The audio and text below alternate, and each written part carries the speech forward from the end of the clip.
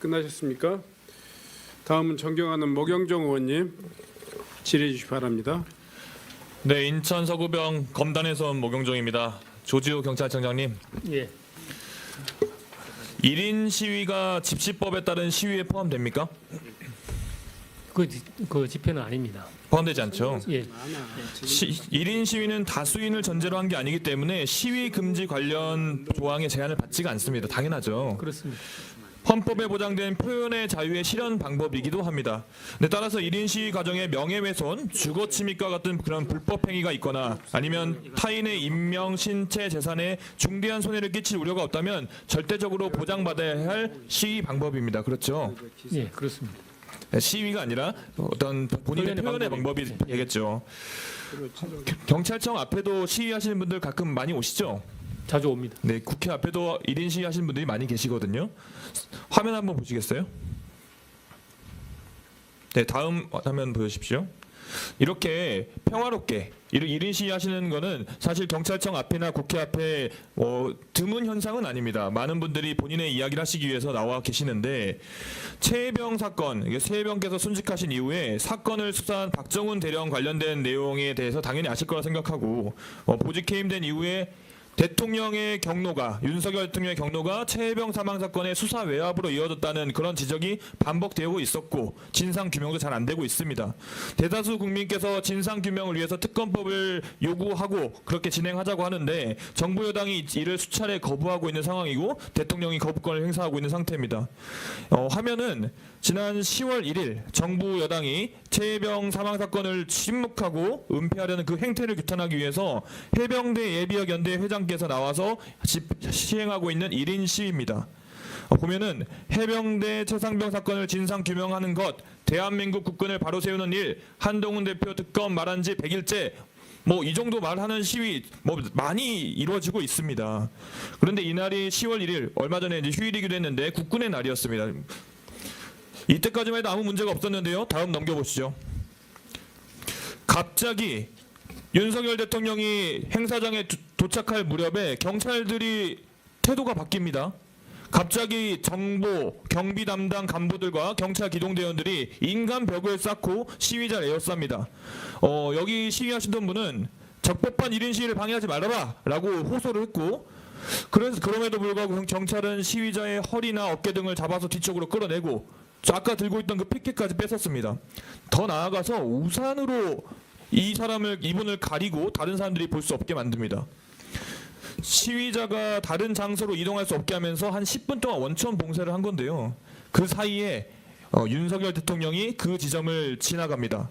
대통령한테 의사표시를 하려고 했던 1인 시위는 목적을 달성하고 무산되고 맙니다. 영상으로 한번 보시죠.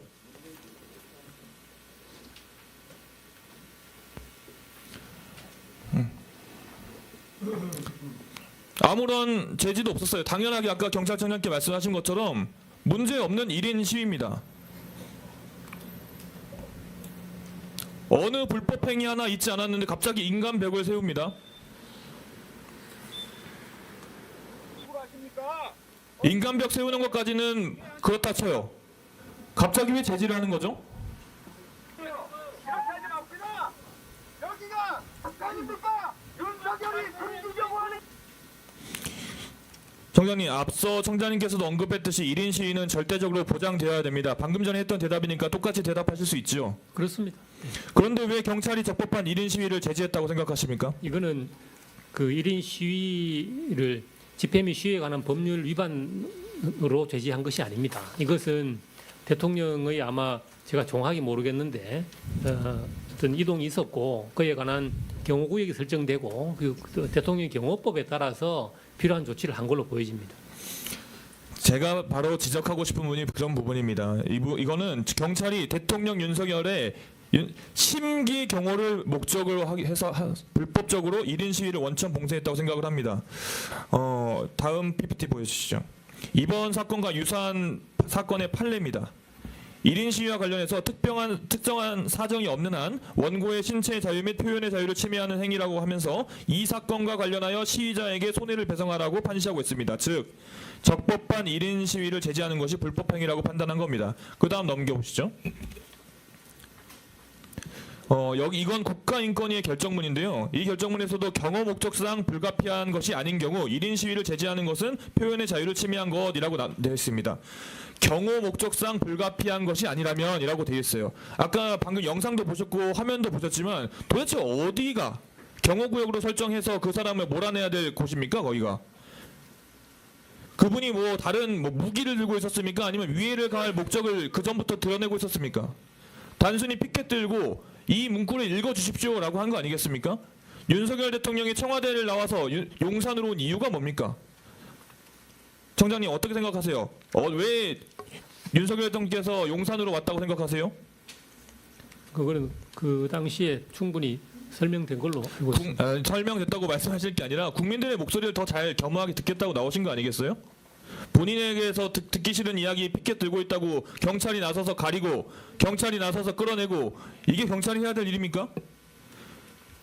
이 지금 보고 있는 이 권익위 결정문 관련해서는 이거 관련해서 경찰관들이 직무교육을 권고받은 적도 있습니다.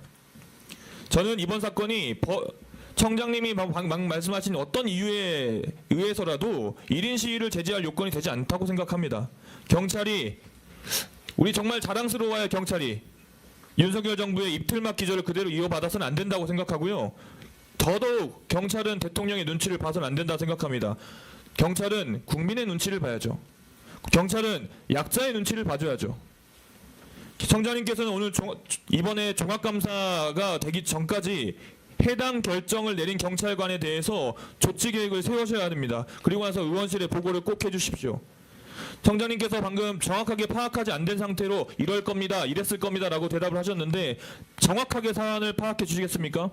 제가 사안을 한번 확인해 보겠습니다. 파악하셔가지고 문제가 있다면 분명히 조치를 취하셔야 됩니다. 그렇게 하시겠습니까? 필요한 조치는 하겠습니다. 경찰은 국민의 편에 서주시겠습니까? 당연합니다. 그건. 꼭 그렇게 해주십시오. 이상입니다. 예, 수고하셨습니다. 다음은 존경하는 박정현 의원님 질의해 주시기 바랍니다.